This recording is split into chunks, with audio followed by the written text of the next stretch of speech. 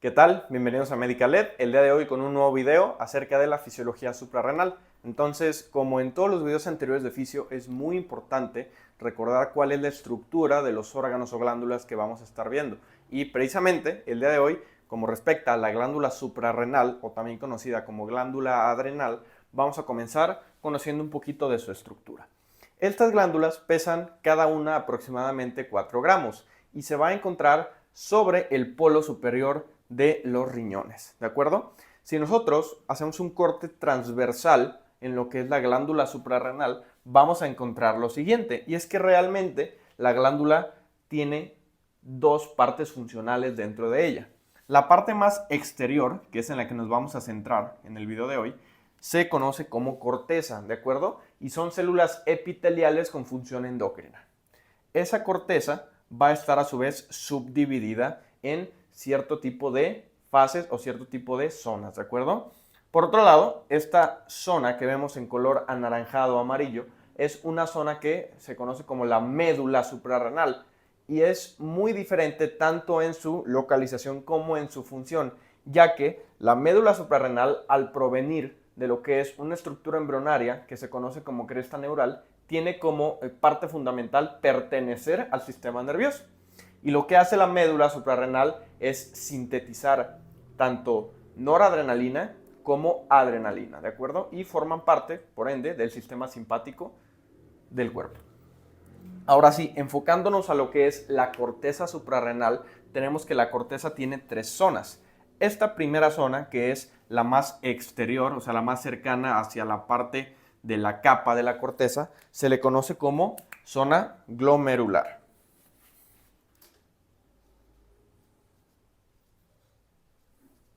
La zona glomerular tiene su nombre debido a la apariencia que tiene justamente sus células, ¿de acuerdo? Son células más de tipo redondeadas. Esta zona glomerular va a encargarse de la síntesis de una hormona súper importante que es la aldosterona.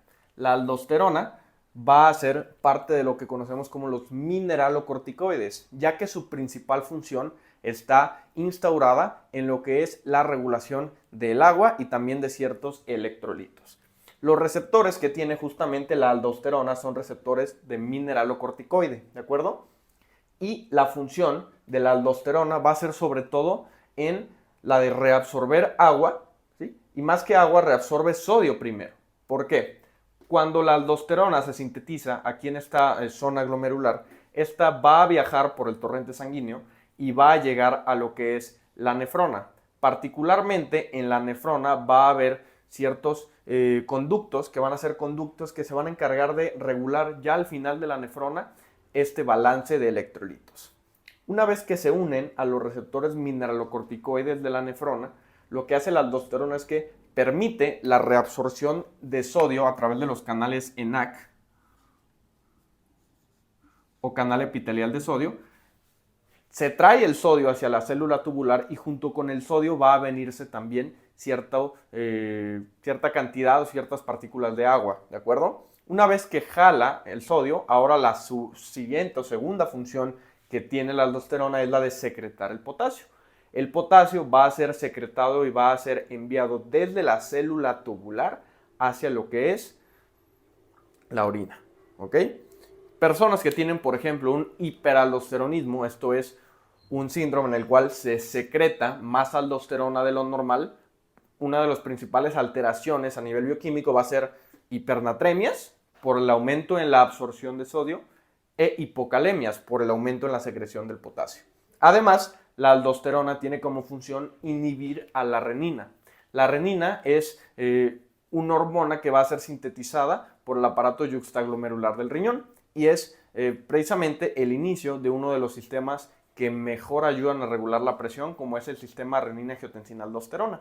Como la aldosterona va a ser la última parte de este sistema, un aumento en la concentración de aldosterona por un feedback negativo, ¿qué va a hacer?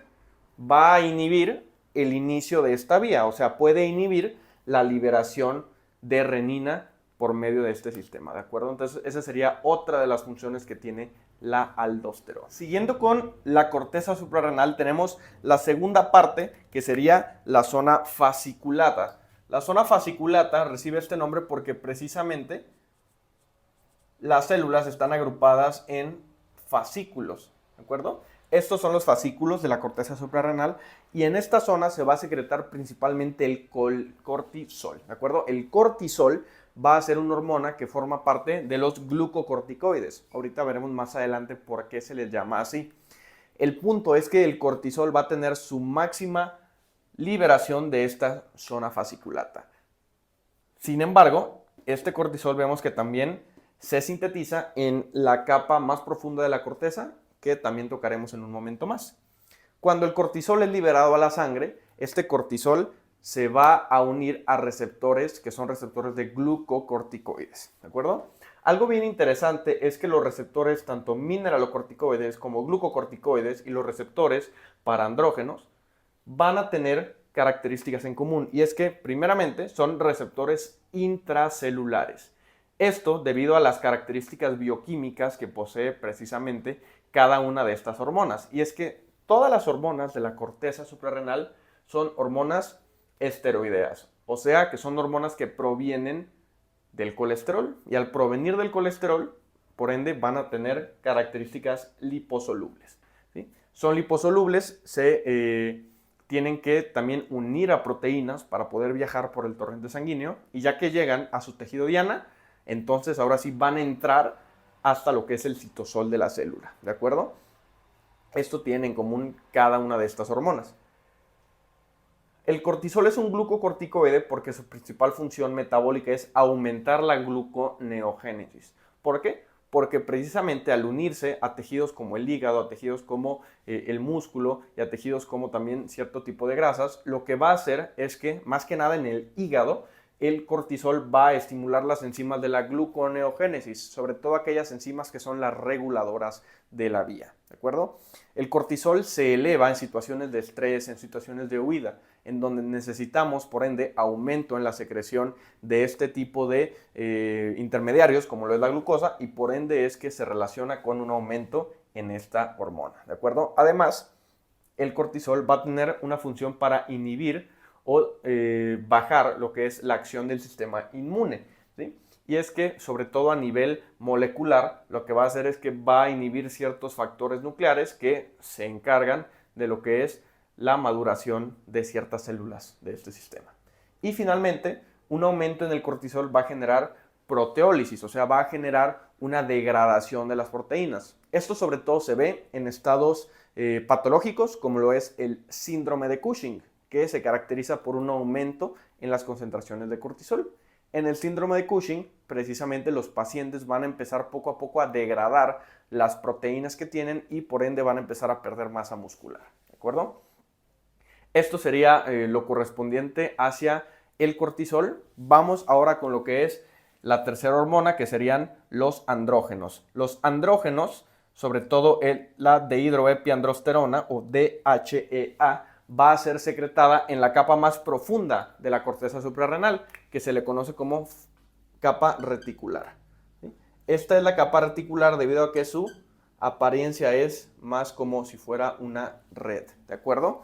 Esta capa reticular, como habíamos dicho, también libera en menor medida cortisol, pero sobre todo se encarga de sintetizar andrógenos, más que nada este que es el DHEA. Este tipo de andrógeno es muy peculiar porque va a tener sobre todo una función, y la función es la de dar los caracteres sexuales secundarios, o sea, va a permitir el crecimiento de vello a nivel axilar, el crecimiento de vello a nivel púbico. Como tal, lo que es la corteza suprarrenal no se encarga de sintetizar andrógenos de potencia como lo es la testosterona ni la dihidrotestosterona, ¿sí? Es por eso que pacientes que, por ejemplo, tienen orquiectomías, hablando de hombres que se les tiene que retirar por algún motivo los testículos, ¿sí?, van a tener a un largo plazo una disminución de los caracteres sexuales primarios. Sin embargo, los caracteres sexuales secundarios, precisamente el vello, ¿sí?, en estas zonas, puede estar todavía mantenido. ¿Por qué? Porque la función de la corteza suprarrenal estaría, de cierto modo, intacta, ¿de acuerdo?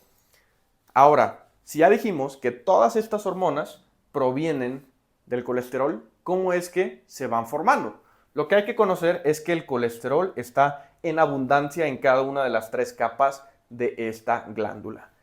Pueden venir de dos maneras. La mayoría del colesterol viene de la circulación, porque las células de la corteza tienen receptores específicos, que son los receptores B100, que van a ser capaces de tomar las LDL circulantes, que son lipoproteínas con alto contenido de colesterol, las van a tomar y las van a poder entonces utilizar, ¿de acuerdo? El resto del colesterol, que no es tomado por este medio, lo sintetiza de novo, o sea que con pasos bioquímicos, a partir de la acetilcoenzima A, va a ir uniendo carbonos hasta formar el colesterol. Lógico, como es más tardado y es más costoso para la célula, es, digamos, la segunda manera de hacerlo y no la más importante. Este colesterol va a ser convertido por una enzima que es la colesterol desmolasa a pregnenolona.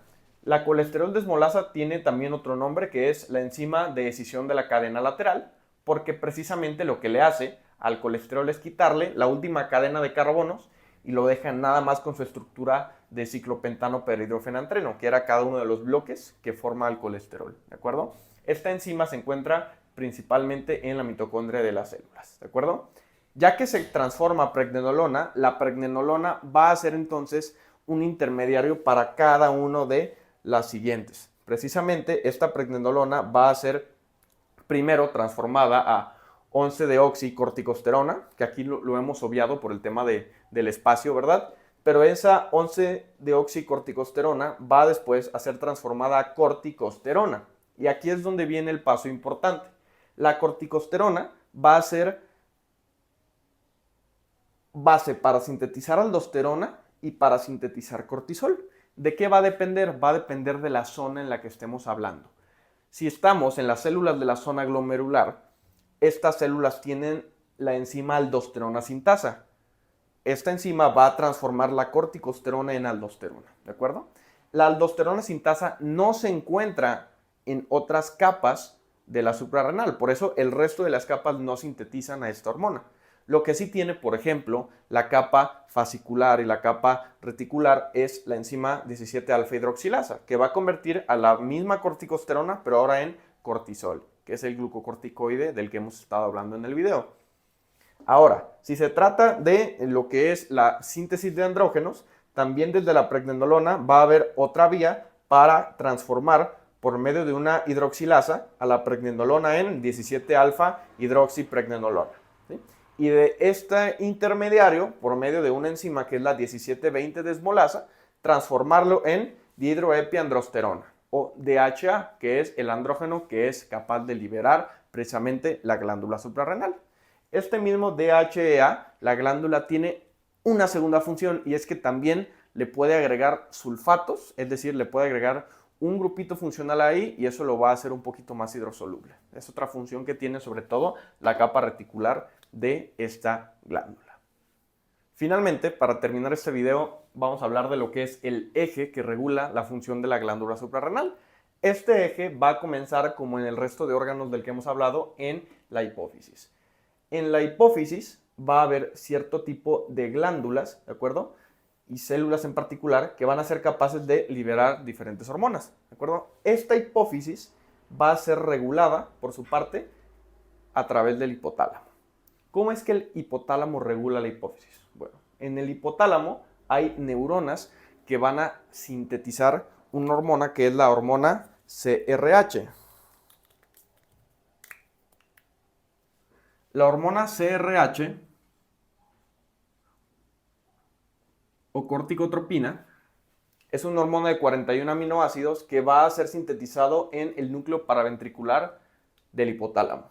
Esta hormona, al ser liberada al torrente sanguíneo, que es sobre todo estas venitas que vemos, que representa el sistema hipotálamo-hipófisis portal, va a llevar la CRH hasta las células corticotropas, que son células que se encuentran en la hipófisis anterior, que recordemos que es la parte epitelial, mientras que la hipófisis posterior es una parte neuroendocrina, ¿de acuerdo? En la hipófisis anterior, las células corticotropas que vemos aquí reciben a la CRH. Al ser una hormona de aminoácidos, ¿sí? Entonces la CRH no va a poder atravesar la membrana. se va a tener que unir a un receptor que es un receptor acoplado a proteínas G. Y como hemos visto también en todos los videos anteriores, este tipo de receptores van a activar a su vez a una enzima que es la adenilato ciclasa. La adenilato ciclasa va a entonces convertir ATP en AMP cíclico. Y el aumento de AMP cíclico en la célula va a estimular a otra proteína que es esta, que es la proteína quinasa A. La proteína quinasa A, por su parte, estimula este canal que es un canal de calcio. Y el calcio, por medio de este canal, va a poder entrar a la célula, ¿sí?, y liberar una hormona que está aquí adentro, que es una hormona también de aminoácidos, que es la hormona ACTH, u hormona adrenocorticotropa. Entonces, todo este mecanismo bioquímico que tiene la célula es para que la liberación de CRH desde el hipotálamo llegue y estimule la liberación de ACTH, ¿de acuerdo? Este tipo de comunicación va a ser estimulado también por medio de factores externos. Por ejemplo, el estrés. El estrés psicogénico, el que sentimos al estar apurados, va a hacer que se active este eje, pero también el estrés bioquímico. Un estrés bioquímico es mediado por un aumento en la adrenalina y en la noradrenalina.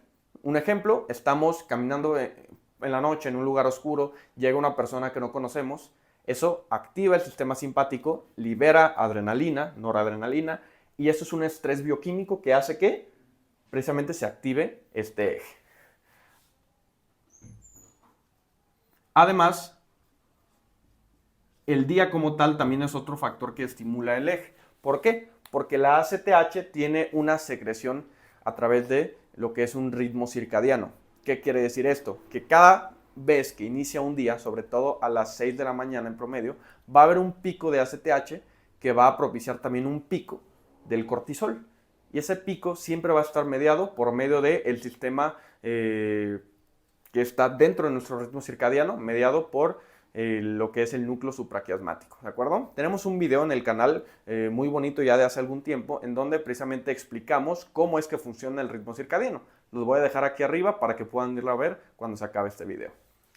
Retomando el tema, ya que se libera la ACTH va a su vez a terminar de estimular precisamente a lo que es